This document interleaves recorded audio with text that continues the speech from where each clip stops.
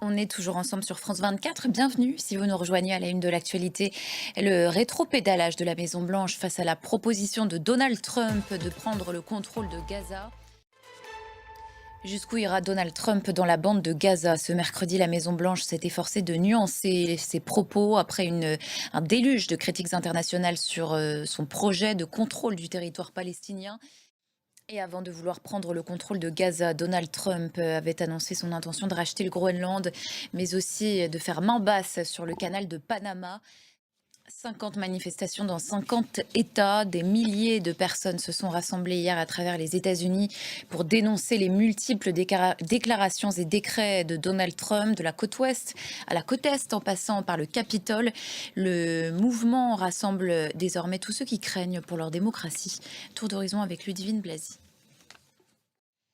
L'année 2025 sera-t-elle celle de la paix en Ukraine? Le Kremlin juge vide de sens les déclarations du président ukrainien. Un peu plus tôt, il s'était dit prêt à négocier directement avec Vladimir Poutine pour mettre fin au conflit.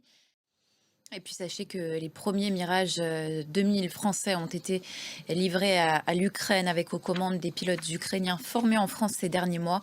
C'est ce qu'annonce ce matin le ministre français des Armées, Sébastien Lecornu.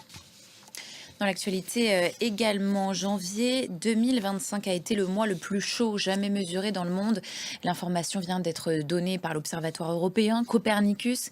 Constat glaçant avec une température moyenne de 13,23 degrés. Les scientifiques s'attendaient pourtant à ce que la série de records des années précédentes, 2023 et 2024, les deux plus chaudes jamais mesurées, s'interrompent avec la fin du phénomène naturel El Niño et l'arrivée de son opposé, la Niña. L'actualité en France, c'est le coup d'envoi de la semaine de l'action pour l'IA avant un sommet mondial lundi et mardi prochain sur l'intelligence artificielle organisé à Paris.